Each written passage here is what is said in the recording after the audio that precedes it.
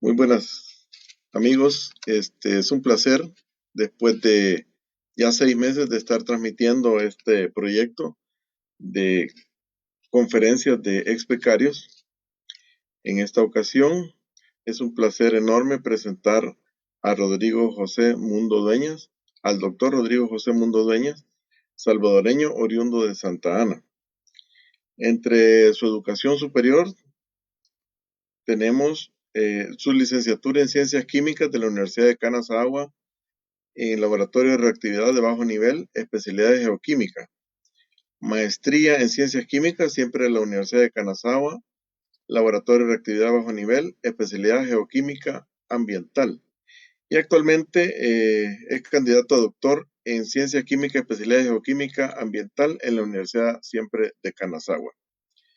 Su experiencia laboral es asistente de enseñanza en la Universidad de Kanazawa desde el 2019 a la fecha, tanto en clases teóricas como en laboratorio.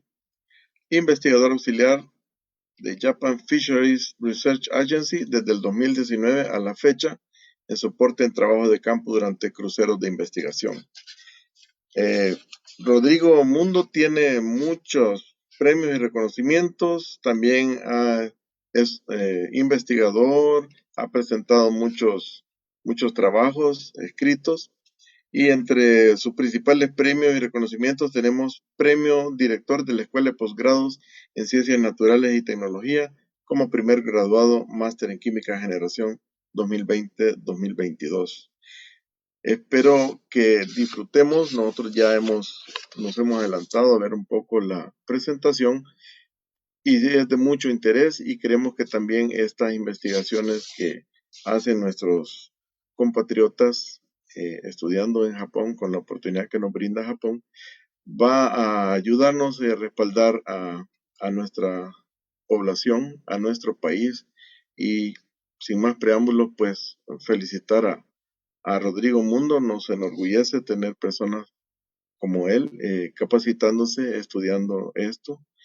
Y sin más, pues dejo con ustedes a Rodrigo José Mundo Dueñas. Doctor, adelante.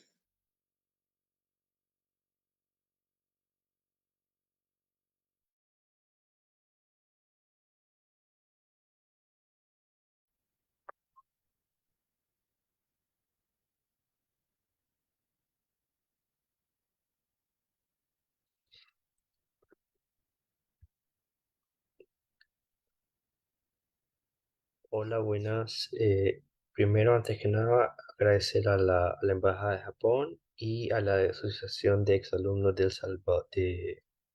exalumnos de Japón en El Salvador por la invitación y aclarar, pues mencionar el por qué estamos haciendo estas conferencias o por qué, o para quién está dirigida estas conferencias. Y básicamente es para mostrar a toda la gente interesada en aplicar para estudiar en Japón qué se hace académicamente, no solo en la vida cotidiana o en los fines de semana, pero también qué hacemos todos los becarios o qué hicieron todos los ex becarios cuando estuvieron o con lo que estamos, yo que todavía estoy aquí, cuando estamos acá en Japón. Eh, hablando, habiendo dicho eso, mi presentación se denomina la geoquímica enfocada al estudio del mar, pero también voy a hablar un poco sobre aguas continentales y me quiero enfocar en cómo es que estudiar el mar nos ayuda a entender o, o clarificar o aprender más sobre los procesos biológicos y físicos y que pasan en el mar y, y en Japón, ¿por qué es tan importante en Japón estudiar el mar? Porque es una isla, o sea, es un archipiélago.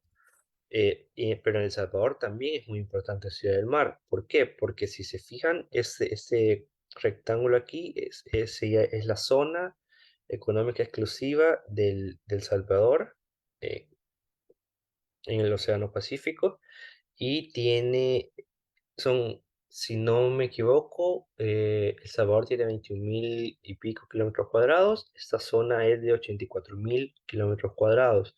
Entonces es mucho más amplia somos mucho más amplio en mar que en tierra. Entonces es muy importante. Acá arriba podemos ver dos fenómenos que casi que controlan completamente o casi completamente el, la dinámica del mar en la zona de acá de Latinoamérica, del Pacífico, que es el niño y la niña. Y en inglés o en japonés o en cualquier idioma, esos dos fenómenos se llaman el niño y la niña porque son descubiertos de aquí y son bien importantes oceanográficamente hablando. Eh, Sin más, y lo dejo con la duda, voy a empezar la presentación y por qué es que el niño y la niña son tan importantes en Latinoamérica. Vamos a ir viendo.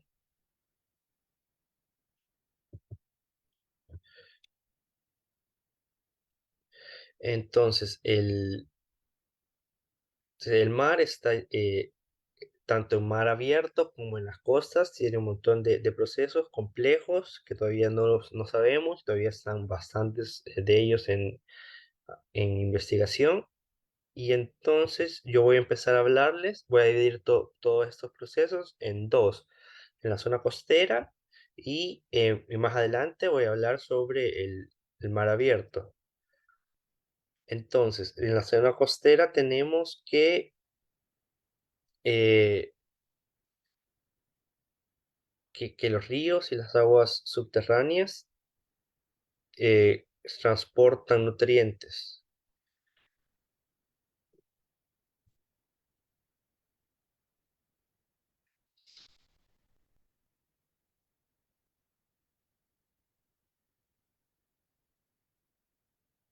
Bueno, perdón, este es un video y estaba viendo que pues estoy presente, pero es también, para no equivocarme, quería poner el video antes y ya me equivoqué, pero no importa. Entonces, los ríos transportan nutrientes y transportan, pero también pueden transportar contaminantes. Y, y entonces, ¿cómo hacemos para saber, para entender cómo es la dinámica de estos nutrientes, de esos contaminantes en la zona costera? Puede ser materia orgánica cuando llueve. Entonces, por ejemplo, viene un tifón y hace precipitaciones de lluvia muy altas, muy elevadas, y eso hace que un montón de sedimentos se transporten al mar, o un montón de nutrientes que usualmente no son transportados se transporten, o un montón de contaminantes. Por ejemplo, las carreteras están llenas de hidrocarburos, por ejemplo, de aceite, de llantas quemadas, pero llueve y todo eso se limpia y todo eso va para el mar eventualmente. Entonces, ¿cómo hacemos para estudiar todo eso? Yo, por ejemplo, en mi área de estudio son hidrocarburos aromáticos policíclicos, son contaminantes. Y yo quiero estudiar cómo es que ellos viajan desde aquí, desde la Tierra, hacia el mar. Pero para eso yo ocupo trazadores químicos. Y ¿qué tipo de trazadores químicos tenemos? Eh, bueno, en mi laboratorio donde estoy estudiando, nos enfocamos en isótopos radioactivos. Hay isótopos, hablando de radioactividad, hay la gran afamada radioactividad para fines energéticos, como por ejemplo las plantas nucleares.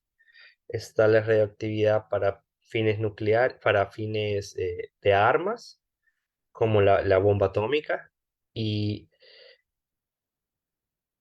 y hay radioactividad natural. Entonces, y, y todos estos isótopos, que son elementos que son creados ya sea por artificialmente por el hombre o naturalmente que ya existen, nos ayudan a entender, pues, ellos se mueven y el movimiento, el comportamiento químico que ellos tienen dentro del medio ambiente nos ayuda a entender cómo es que otros compuestos, los que nos interesan dependiendo del caso, se van moviendo. Entonces, por ejemplo, estos son es uranio 238 natural y torio 232. Son dos isótopos naturales que empiezan a decaer y se van transformando en otros elementos, en otros isótopos. Eh, y mientras van decayendo, tenemos un átomo, se transforma mediante una reacción nuclear y al transformarse, parte de esta materia y parte de esta energía es emitida. Entonces, por ejemplo, las partículas alfa es, es un átomo de helio sin electrones y tiene una masa. Y nosotros podemos medir cuántas partículas alfa hay por ejemplo, este radón 222 emite partículas alfa para convertirse en polonio. Entonces nosotros podemos medir estas partículas que están siendo emitidas.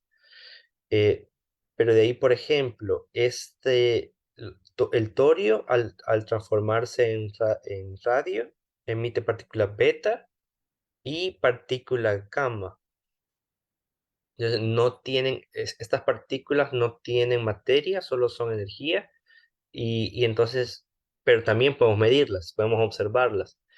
Y al medir este proceso de decaimiento, podemos determinar cuánto hay, cuántos átomos de, del isótopo que intentamos saber cómo se está moviendo, ¿verdad? Entonces, venimos en el punto A, muestreamos, medimos la reactividad de este isótopo y sabemos cuántos átomos hay en esta muestra. Entonces, por ejemplo, y acá vemos un montón de números. Entonces, el, hay dos cosas que son bien importantes y bien útiles. Es que los elementos se van transformando de, pues los isótopos se van transformando y al transformarse se hacen otros elementos. Y otros elementos químicos tienen otras propiedades químicas. Entonces, por ejemplo, el radón es un gas, pero al ir decayendo se hace plomo, el plomo es sólido. Y entonces las características químicas que tiene el gas como radón, aquí lo podemos ver, por ejemplo, las características químicas que tiene el gas como radón son muy distintas a las que tiene el plomo o el polonio. Entonces, esto nos puede ayudar a ver, por ejemplo, si queremos medir cuánto plomo está viniendo de la atmósfera. Y si sabemos que este plomo nació del radón, pero entonces nos ayuda a ver cómo es ese movimiento de emisión. Por ejemplo, el CO2. El CO2 también es emitido en la Tierra, se mueve, se transporta y después es secuestrado. Entonces, ahí hay cosas entonces hay este tipo de estudios y son útiles las propiedades. De ahí el otro, y que es uno de mis favoritos, es el torio.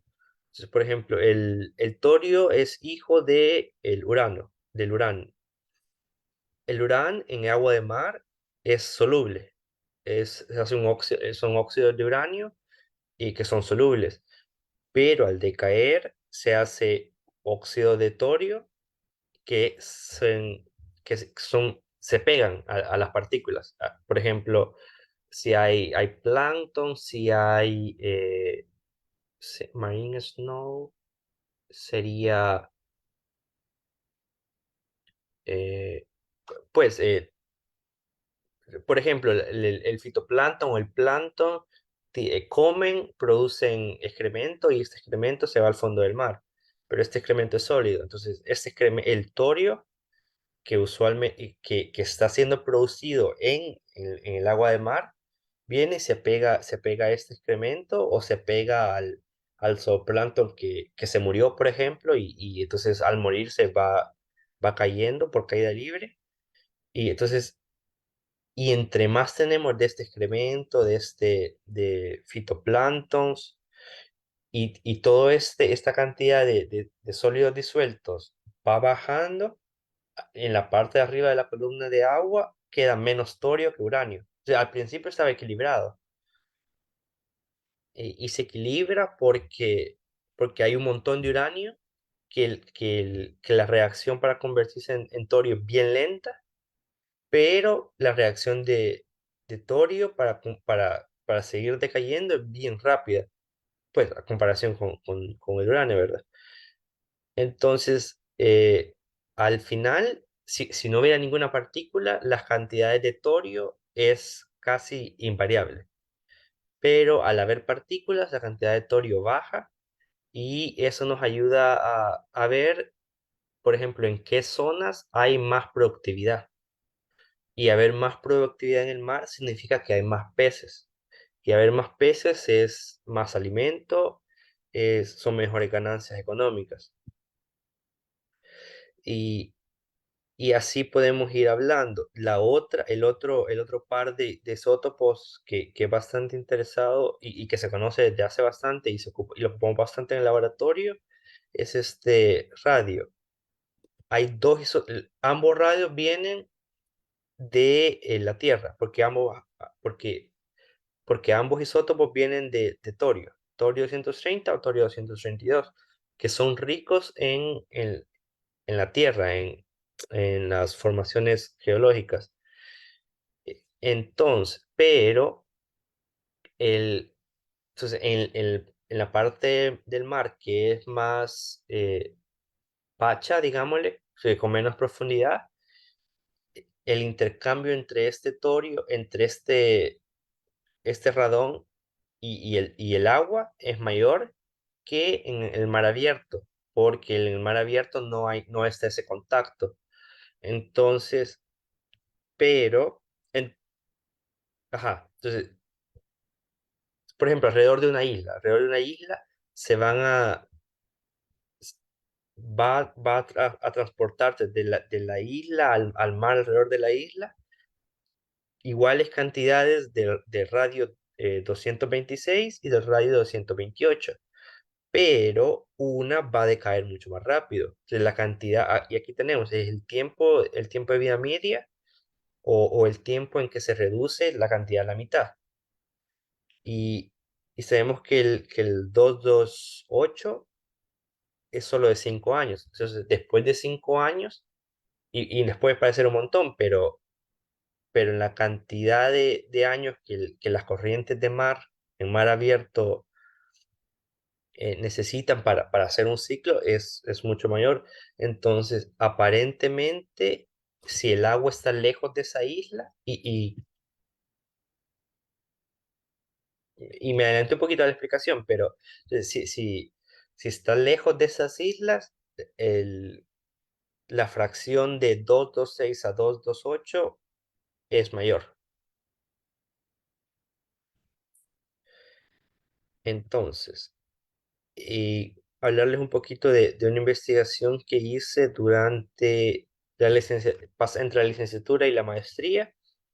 Tenemos que este es la península de Noto, en la prefectura de Ishikawa, y, y aquí, esta es la bahía de Nanao.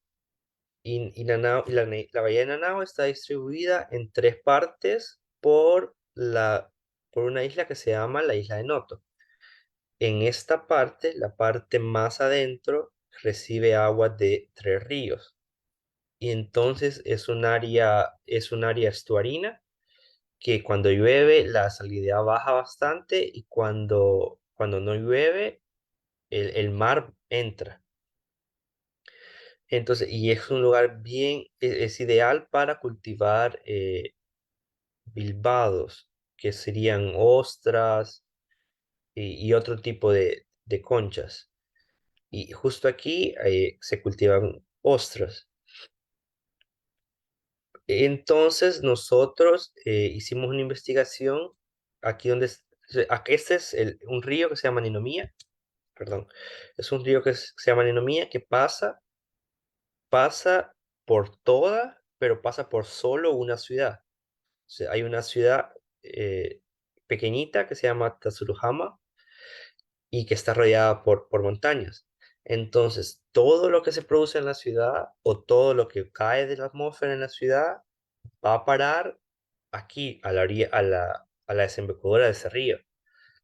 Entonces, geológicamente, geoquímicamente es bien interesante porque podemos saber, eh, eh, que, por ejemplo, lo que hicimos nosotros fue tomar un tubo, tomar muestras de sedimento en el fondo del mar y la fuimos partiendo cada 2 centímetros. Y después cada 2 centímetros la analizamos. Y ese es el resultado. Si ven, el círculo blanco son la cantidad de habitantes en la ciudad y el círculo negro son estos hidrocarburos que yo estudio, contaminantes, y si se fijan, entre más alta es la población, cuando estuvo en su punto máximo, también la cantidad de contaminantes estuvo en su punto máximo. Y ahora la población de Japón está disminuyendo en todas partes y no es la excepción en esta ciudad, pero también la cantidad de contaminantes va disminuyendo. Eh, pero ahora bien, nosotros venimos, tomamos la muestra, la partimos cada 2 centímetros, pero ¿cómo hacemos para saber, por ejemplo, la muestra de centímetro de la profundidad de 10 centímetros? ¿De qué año es esa muestra? Pues si se fijan aquí en el eje en el eje X, son años, no son centímetros. Pero para eso ocupábamos un método de datación por el exceso de plomo. Si se recuerdan de la diapositiva anterior, el plomo es generado vía pues hay varios pasos en medio, pero se genera mediante el decaimiento del radón 222, que es CAS. Entonces, el radón, al estar en la atmósfera, eh, se transforma en plomo 210 y este plomo 210, ya sea por aerosoles o por lluvia, es sedimentado. Y entonces se sedimenta en toda la cuenca del río. Y cuando llueve, todo este plomo va a terminar al fondo del mar. Y, pero ¿qué pasa? Que todos los años, más o menos, cambia, pero más o menos todos los años precipita en la cuenca la misma cantidad de plomo. Entonces, si el plomo no decayera, no se destruyera, eh, esta línea es la actividad, que es la cantidad de radiación que emite el plomo en la muestra. Entonces, si no decayera, esta línea fuera constante, pero como decae, va disminuyendo. Pero nosotros sabemos que el tiempo de vida media del plomo 210, y aquí lo tenemos, es de 22,3 años. Entonces, sabiendo la cantidad de plomo que hay y sabiendo el tiempo de vida media de plomo, podemos calcular cuánto tiempo este sedimento ha estado pues soterrado. ¿Hace cuántos años el sedimento pasó de estar en la cuenca del río a estar en el fondo del mar? Y así como mi investigación, también se puede calcular, por ejemplo, yo estudié contaminantes, pero también se puede ver cuándo hubieron fuego, incendios forestales o cuándo hay deforestación, porque, por ejemplo, acá más deforestación significa mayor cantidad de partículas. Y entonces significa, esa es otra cosa importante, que si bien la cantidad de plomo todos los años es la misma, pero la cantidad de partículas que se van Entonces, por ejemplo, puede ser como 1 milímetro de la tierra, de la cuenca, o puede ser, pues, exagerando, obviamente es mucho menos, o puede ser más. Y todo eso depende de qué tan, pues, de cuántos árboles hay, por ejemplo, si hay concreto o no hay concreto. Y todo eso lo podemos investigar usando este tipo de técnicas. Aquí está, les comparto fotos de esto es en un lago, no encontré fotos de cuando estaba tomando mis muestras. Son muestras que tomé el año pasado por ejemplo, acá ven, ese es un tubo de PVC que lo metemos y después se extrae los sedimentos y después los sedimentos se van extrayendo y cortando.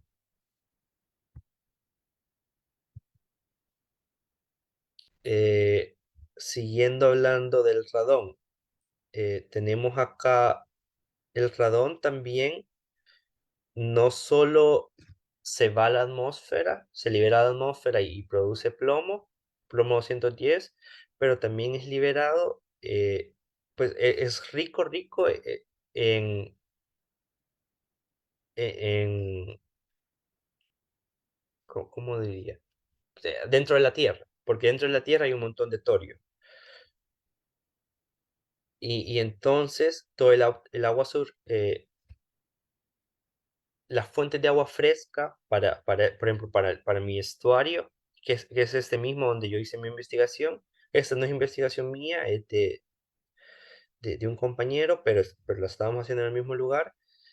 Y entonces las fuentes de nutrientes pueden ser vía los ríos, estos 3 ríos que les contaba, o puede ser vía aguas subterráneas. Y si bien, por ejemplo, los ríos son ricos en nitrógeno, porque nosotros ocupamos un montón de nitrógeno, un montón de fosfato en los fertilizantes, pero las aguas subterráneas son más ricas en comparación en hierro o en magnesio. Entonces, la investigación de mi compañero era buscando a dónde es que sale más radón, encontrar a dónde es que hay más nutrientes y así eh, poderle decir a los pescadores locales a dónde era mejor cultivar las ostras. Y por ejemplo, acá podemos ver que los puntos donde el radón es más alto, la cantidad de nitrógeno disuelto también es más alto. Ahora bien, yendo al mar abierto, tenemos que eh, hace no muchos años que la acidificación de los océanos, primero se empezó con el calentamiento global, luego se popularizó el término de acidificación de los océanos y, y después de eso se popularizó el término de secuestramiento de CO2. Eh, pues los océanos, los humanos producen mucho CO2, esto produce calentamiento global, pero los océanos absorben el CO2. Y al absorber el CO2, esto es malo porque el CO2 eh, pues provoca acidificación de los océanos y todo el mundo está preocupado por eso, pero también tenemos que darnos cuenta que mediante la fotosíntesis los océanos también son una fuente de captura de CO2. Pero tenemos que, y pues para ponernos metas, para frenar el calentamiento global y otras iniciativas, hay que ponernos metas. Y para ponernos metas hay que entender cuánto CO2 realmente está siendo secuestrado. Entonces, antes se pensaba, y no sé si habrá gente escuchándome que piensa que que los árboles absorben CO2. Sí, absorben CO2, pero también lo producen porque tienen fases de respiración también. Igual el mar, mediante los fitoplancton, absorben CO2 cuando hacen fotosíntesis, pero también generan CO2 cuando este fitoplancton se muere y es digerido por bacterias, porque las bacterias respiran con oxígeno. Entonces, para estudiar esta dinámica, es efectivo el torio 232 que les mencionaba antes. Y acá podemos ver que entre más, este gráfico es los triángulos negros y clorofila, y la clorofila es producida, es un pigmento necesario para la fotosíntesis, eh, y entonces entre más clorofila hay, más fitoplancton hay. Es, es equivalente, pues, viéndolo en el mapa global, los lugares con mayor productividad neta eh, secuestran más CO2 al principio. Eh, no es necesariamente los mayores lugares y todavía se está investigando eh, cuál es la relación entre la productividad neta y cuál es la relación entre el ex- la, ex- eh, la cantidad exportada de carbón. Hay dos procesos, la cantidad secuestrada de la atmósfera y después la cantidad neta que realmente es transportada hasta el fondo del mar y no vuelve a liberarse a la atmósfera. Entonces, solo este porcentaje, el segundo porcentaje, nos ayuda para controlar el cambio climático. Y para evaluar eso, usar el torio es útil, como les explicaba antes. Otros isótopos. eh, También les comentaba de los isótopos de radón, y como pueden ver aquí, en el mar, bueno, East China Sea en inglés.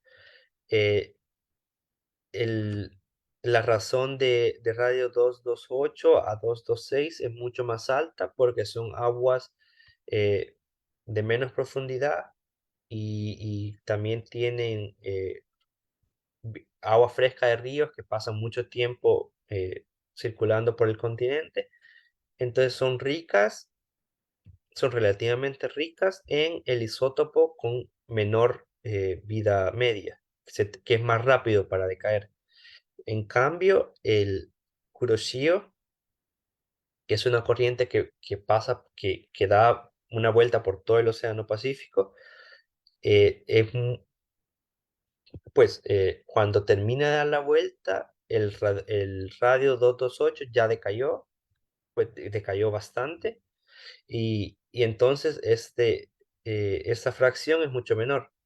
Y usando esta fracción, y usando salinidad, y usando temperatura, uno puede calcular, y esta es una investigación de uno de mis profesores, uno puede calcular cuánta agua viene de East China Sea o cuánta agua viene de Kuroshio.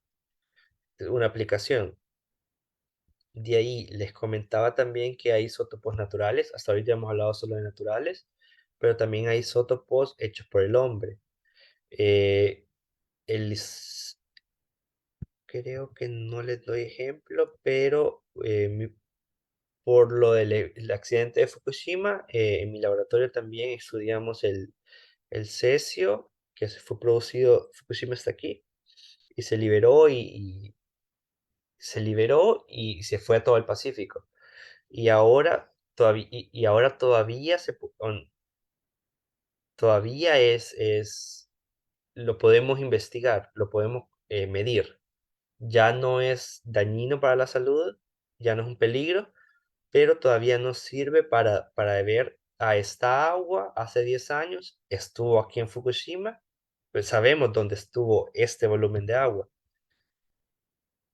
Y esa agua hace 10 años estuvo allá, hace 5 años estuvo aquí, porque el monitoreo de cesio ha estado por todos estos 10 años y nos ayuda a ver cómo se mueve todo el agua de la parte norte del Pacífico. eh, pues la parte norte del Pacífico, el mar de Bering y hasta el Polo Norte, el mar Ártico, creo que se llama en español. Eh, de ahí otro isótopo que también es hecho por el hombre y que en Europa, en, tanto en Francia como en Inglaterra, como en Holanda, eh, se libera después de, pues, se trae el combustible nuclear a las plantas a los reactores y reaccionan, van decayendo, al decaer genera energía, esta energía se usa para generar energía eléctrica, pero una vez este combustible ya no es apto, se lleva a plantas para que lo reciclen. Y en estas plantas recicladoras que están aquí al este de Europa, no, al oeste de Europa, eh, liberan mucho de este yodo 129. Y justo da la casualidad que hay una corriente que baja, que sube de aquí de Europa hacia el círculo polar. Y entonces, al medir este isótopo, podemos ver cómo es que circula el agua en el círculo polar. Y ahorita está bien interesante porque, como saben, eh, por el calentamiento global también, eh, antes la única forma de pasar del Pacífico al Atlántico, antes era pasar a Argentina, por abajo. Después se hizo el canal de Panamá. Entonces todo el mundo pasa por el canal de Panamá. Pero ahora el tiempo que pasa congelado el círculo polar ártico es menor. Entonces también, creo que el año pasado fue la primera vez, hay una ruta por acá arriba, por Canadá. Entonces, pero antes de hacer una ruta comercial, no, primero las rutas comerciales. Segundo, el mar el hielo va disminuyendo y los recursos debajo de este hielo van quedando al descubierto. O sea, a los países también les interesa hacer investigación sobre esto. Eh, pues por parte de Rusia, la investigación para gas natural también está bastante fuerte. Ellos también ocupan radio y también ocupan radón para aguas subterráneas. Y, pero bueno, dejando ese tema aparte, volvemos les presento y ya estoy llegando al final de mi presentación. Aquí a la izquierda, como les comentaba, tenemos el agua de East China Sea y tenemos el agua de Kuroshio. Y con otro profesor, hicimos otra investigación, siempre midiendo estos pH, estos hidrocarburos contaminantes, y descubrimos que en verano, cuando la descarga de East China Sea, del mar, no sé, no me sale el nombre en español, pues, la cantidad de agua fresca, relativamente fresca, es mayor, la cantidad de contaminantes que entran al mar de Japón, y las mediciones las hicimos aquí en esta isla, en este punto negro. Entonces, la cantidad de contaminantes que entran al mar de Japón también incrementa. Otra investigación, en realidad estas fueron dos, publicamos dos veces. En la misma bahía, en el mismo estuario que les contaba antes, antes de irnos a ver los sedimentos, y durante estaba mi compañero haciendo la investigación con radón, nosotros estábamos eh, pues estábamos viendo cómo es que estos contaminantes, estos pHs, se movían alrededor del estuario, porque sí, nos interesa que los ríos nos traigan nutrientes, pero ¿qué pasa si los ríos nos traen contaminantes también? Entonces, no podemos poner ostras muy cerca de los ríos donde es rico en nutrientes, porque no van a comer, porque las otras dejan de comer cuando está muy contaminada el agua. Entonces, para darle una idea mejor a los pescadores, este es el barco de uno de los pescadores, eh, también hicimos esta investigación. Y, pues, y primero la investigación era encontrar en la superficie, ver cómo es que se movían las corrientes, cómo se movía. Por ejemplo, aquí tenemos en el lado derecho, midiendo la salinidad, podemos ver cómo es la corriente de agua. Entonces, acá hay un río, el río Ninomía, y vemos que sale para este lado. Y entonces era investigar esto. Esto que vemos acá es los nutrientes, cuánto hay y hasta dónde llegan. Y si se mueven con la corriente, si no se mueven con la corriente. Y, y entonces primero lo hicimos superficialmente en cada época del año porque las condiciones de lluvia en la prefectura donde yo estoy hay nieve. Y entonces, por ejemplo, la precipitación en verano, entre más alta es la precipitación, la cantidad de contaminantes que sale a la bahía es mayor, porque se lava todo. Pero en invierno no.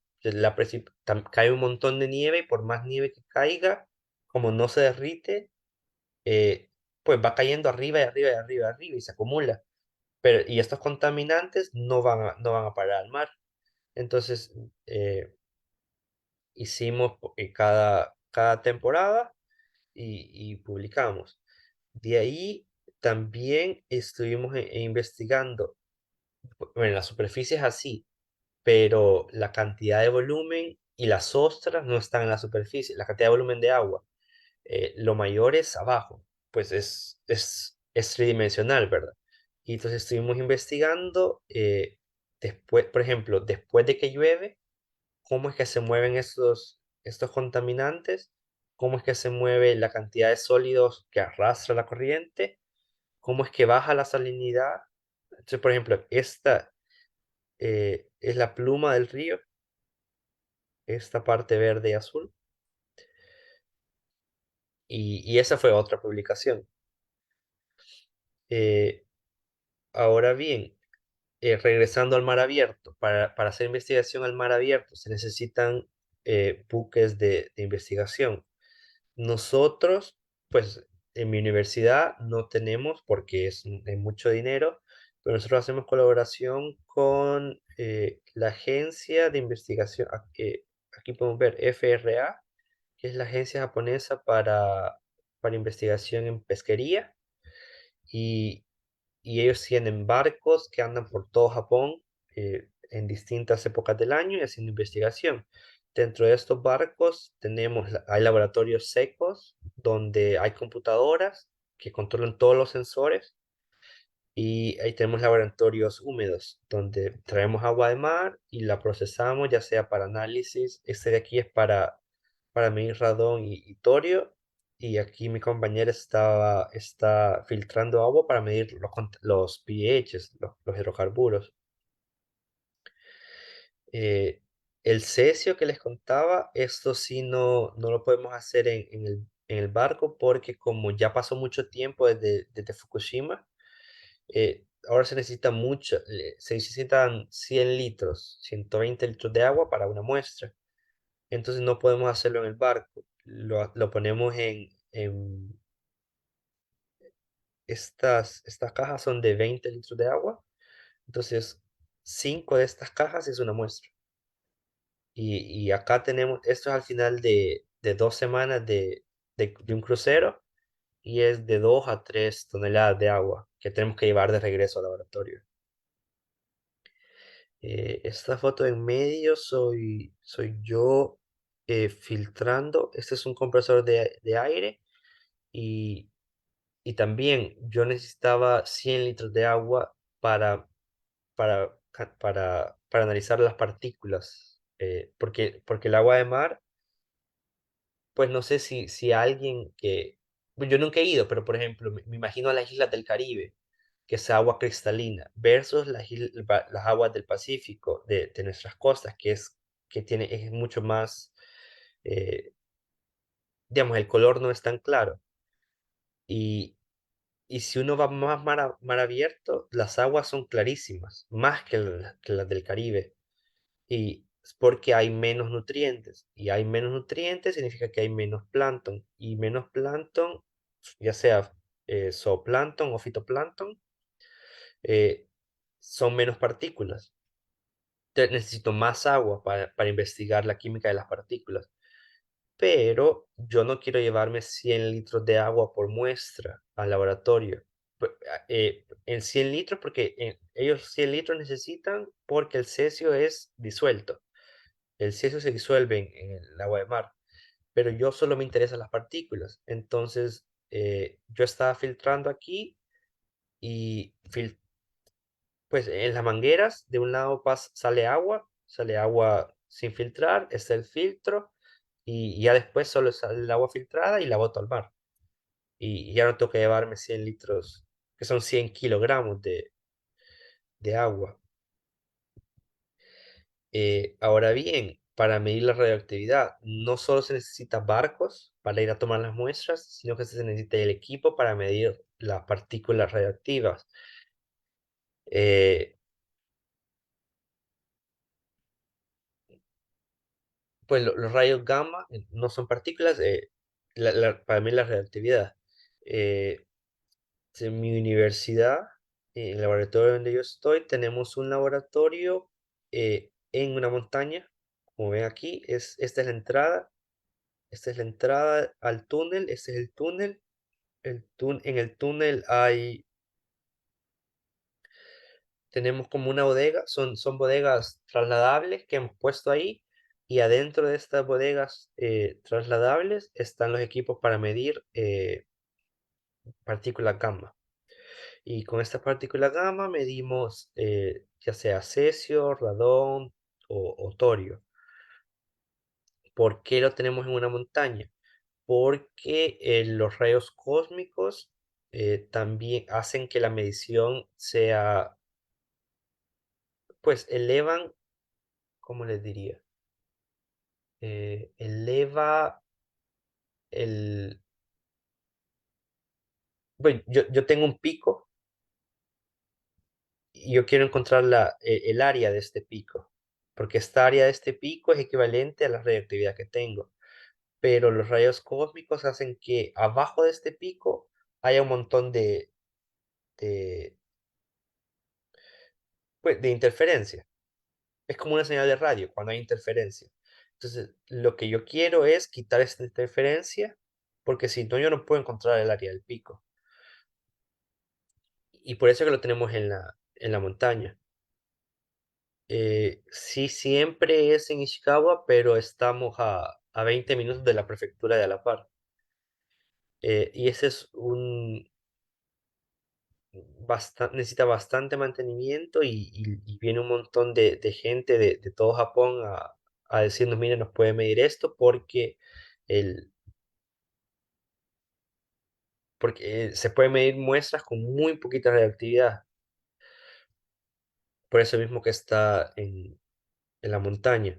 De ahí otras instalaciones que no son en mi universidad, esta es la Universidad de Tsukuba en, en Ibaraki, y, pero este es mi profesor, y mi profesor, yo tengo 4 profesores, mi laboratorio tiene 4 profesores, y todos, no, con cada uno estamos en diferentes proyectos.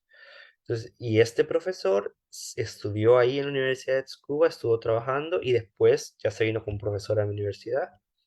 Y entonces con él medimos el yodo 129 que les contaba.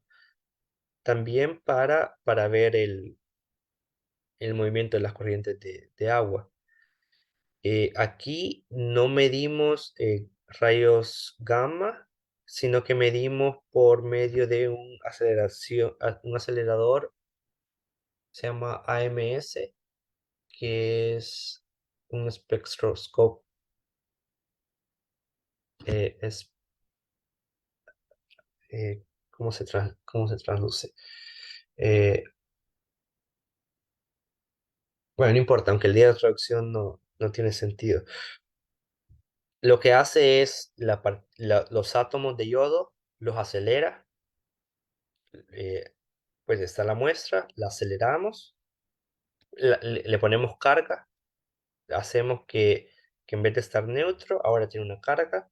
Con esta carga se hace por ejemplo, si tiene una carga negativa, ponemos una carga positiva adelante y esa carga negativa es atraída hacia la carga positiva. Entonces, hay una aceleración. Después, inmediatamente después de la carga positiva, hay una carga negativa. Y después a otros 10 centímetros, hay una carga positiva de nuevo. Y entonces la partícula se va acelerando porque va queriendo escapar de la carga negativa que queda atrás y acercarse a la positiva que va adelante.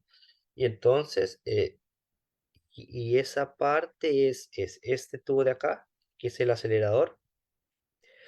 Y después tenemos imanes. Y con los imanes, pues porque la partícula tiene masa.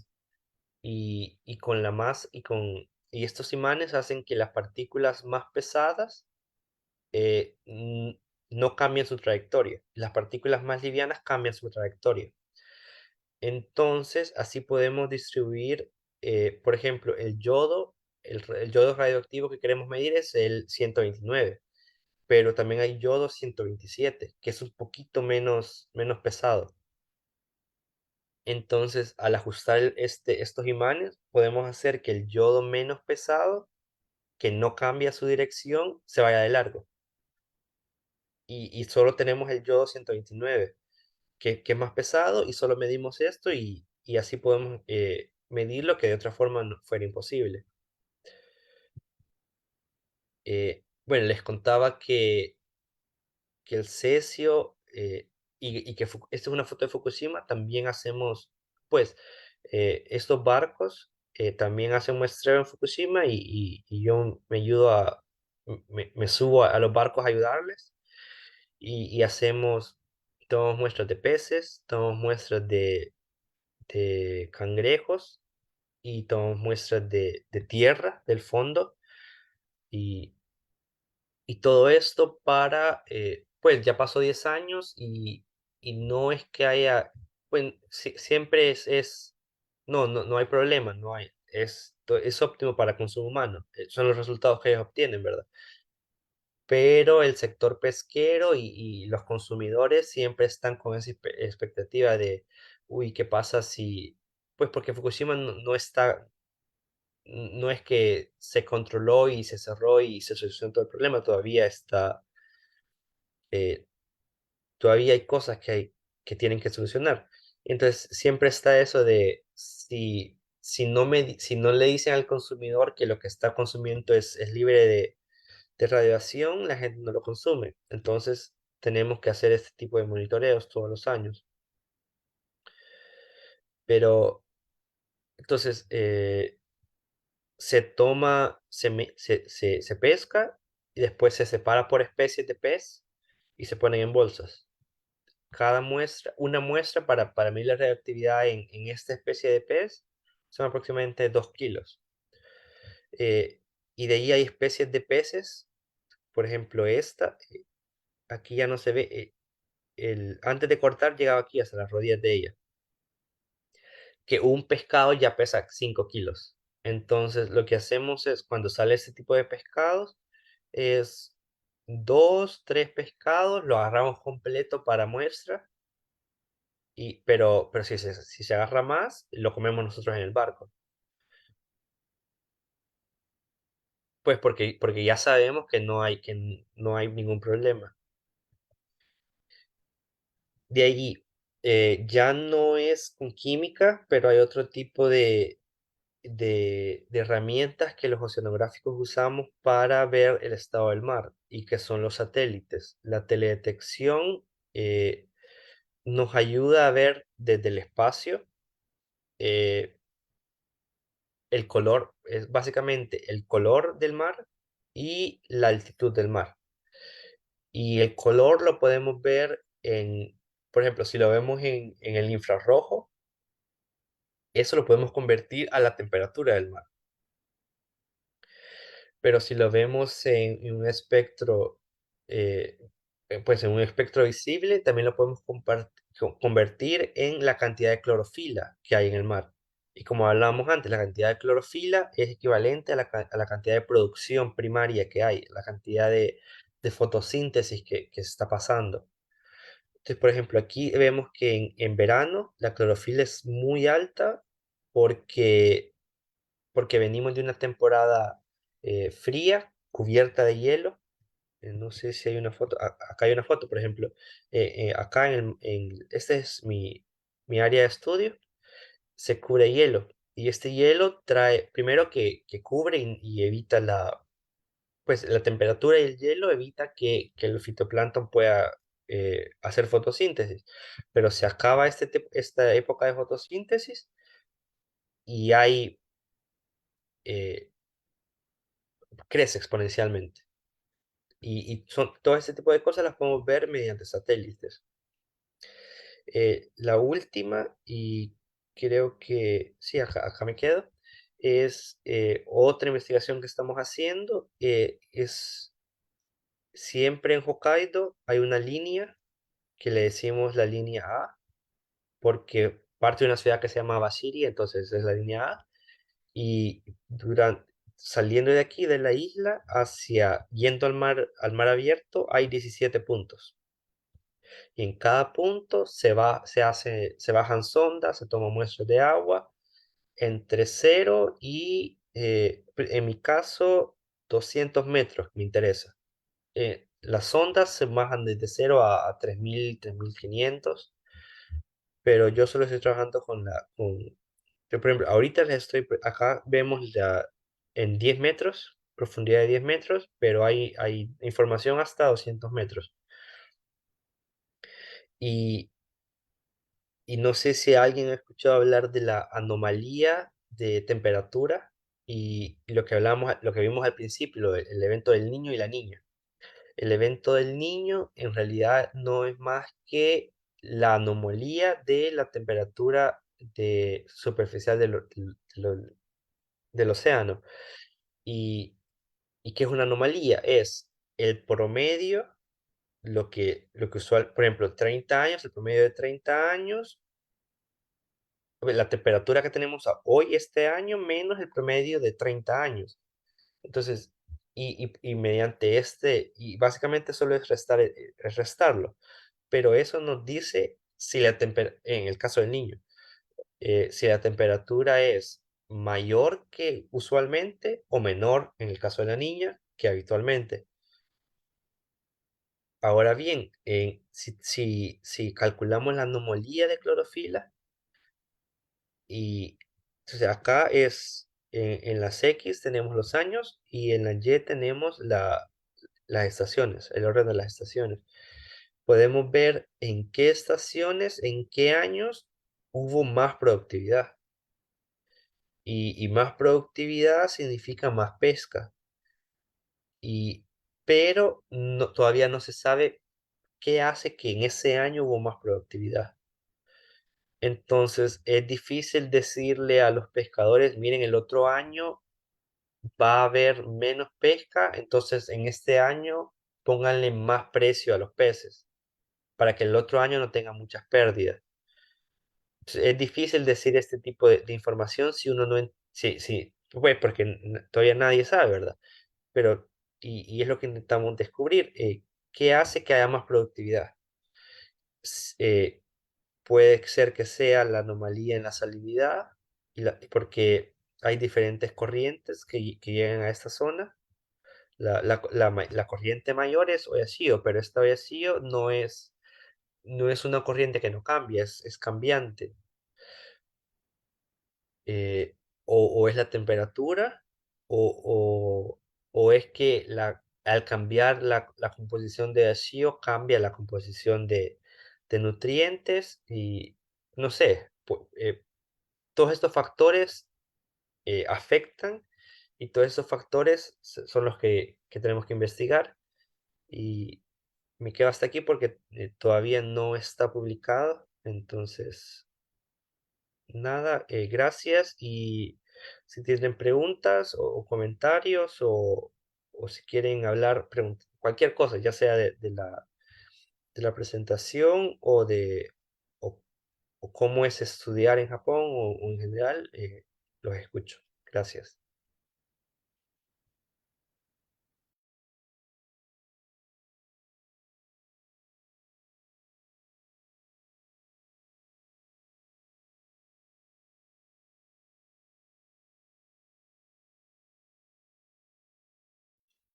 y, y estoy seguro que nos dejará muchas preguntas, pero que a veces son de,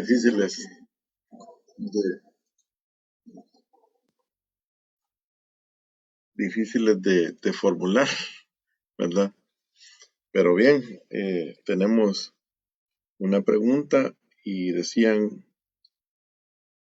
que si esta investigación se puede desarrollar aquí en El Salvador. Sí, gracias, arquitecto. Fíjese que básicamente todos los isótopos, los naturales, hay tanto en Japón como en El Salvador. Entonces, todo se puede hacer en El Salvador, eh, siempre y cuando se tenga el equipo. Yo tengo entendido que, por ejemplo, los detectores para rayos gamma hay en El Salvador, pero hay, por ejemplo, como tienen que enfriar todo el tiempo, pasa que El Salvador es muy húmedo y, y esta humedad se congela adentro del reactor. Entonces hay problemas técnicos que todavía hay que solucionar, pero técnicamente sí se puede hacer exactamente lo mismo en El Salvador.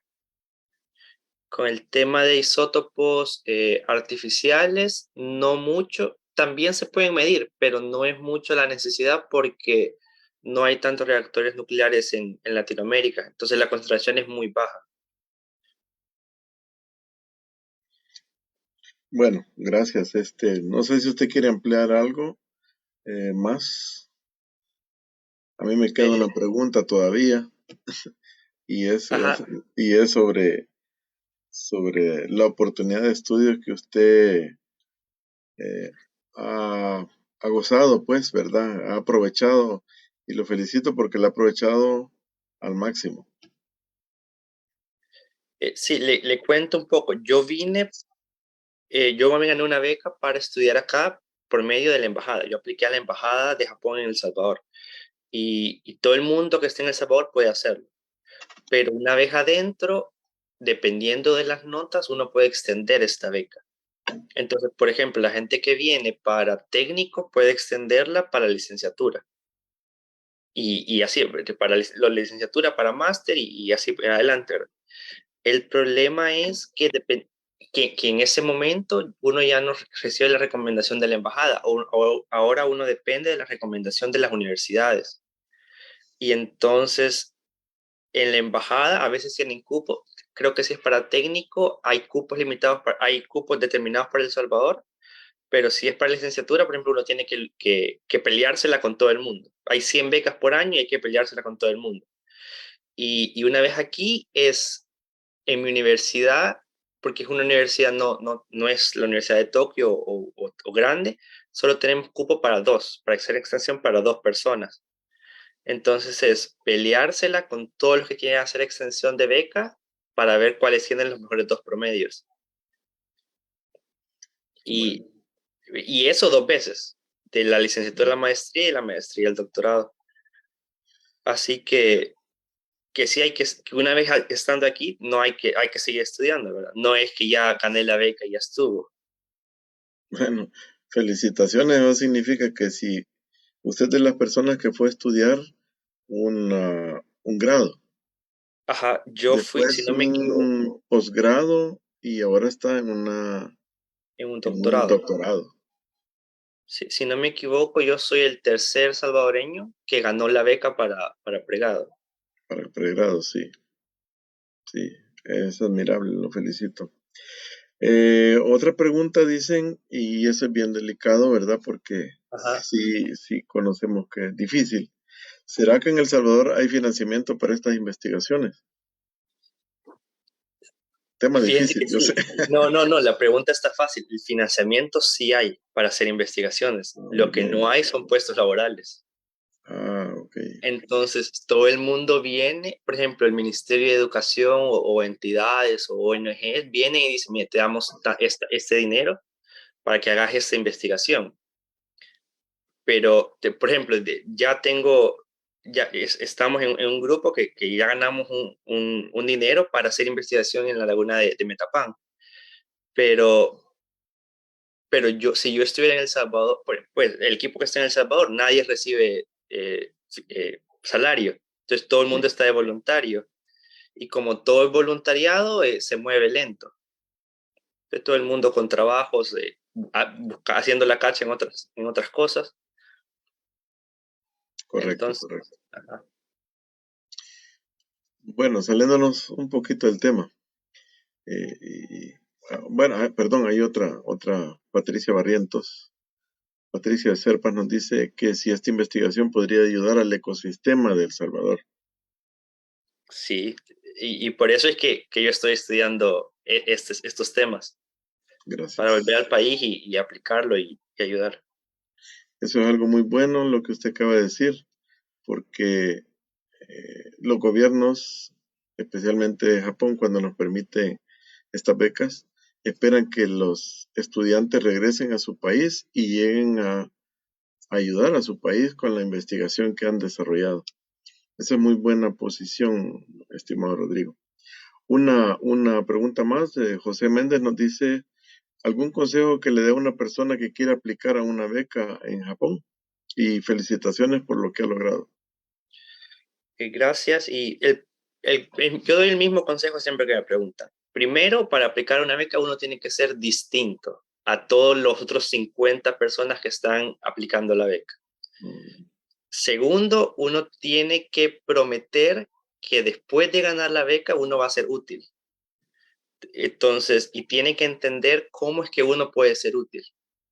Porque si no, pues, si vamos a formar un trabajador que solo va a seguir órdenes, mejor que se meta a una empresa. Entonces, el becario tiene que hacer pues, crear su propio camino, ir abriendo lo que él cree que El Salvador necesita hacer, necesita tener. Entonces, para ganar, si una persona tiene esas dos cosas, ya sea Japón o cualquier país, le va a dar beca. excelente. Una pregunta. La investigación de yodo 129 ha demostrado que hay paso de agua del Atlántico al Pacífico. No, el paso de agua es porque el hielo se está derritiendo. Ujú. Lo que el yodo demuestra es por dónde es que corre el agua. La Pues corriente. porque, Ajá, sí. las corrientes. Excelente.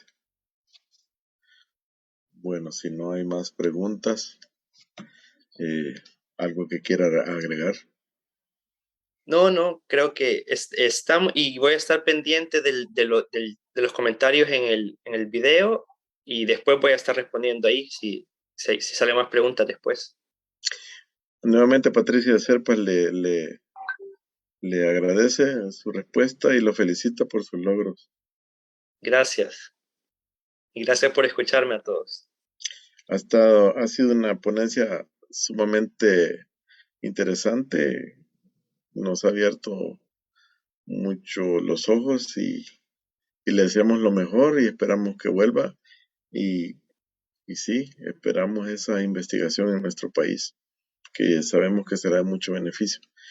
Una vez más, felicitaciones, Rodrigo, y como le dije anteriormente, esperamos que cuando usted venga se contacte con la Asociación Salvadoreña de Becarios de Japón y ya estamos consiguiendo foros para escuchar más sobre sus ponencias, ¿verdad? Una vez Gracias. termine su investigación. Así que ya tenemos algunos foros donde serán conferencias presenciales. Gracias. Quedo pendiente. Bueno, si quiere despedirse, nos estamos cerrando. No, nada. Cualquier oportunidad que haya, en el video está mi correo. Escríbanme. Yo siempre estoy abierto a lo que yo pueda ayudarles. Cualquier proyecto que hagan que crean que pueda ser útil, escríbanme. Siempre estoy intentando ayudar desde aquí con lo que puedo. Bueno, excelente. Nuevamente, Gracias. gracias, Rodrigo. Y amigos, esperamos para la próxima conferencia, pues tenerlos presentes. Recuerden que estos videos y estas conferencias quedan grabadas en el canal de Facebook y en nuestros canales alternos de YouTube y el Instagram. Así es que hasta la próxima y muchas felicidades. Gracias por su atención.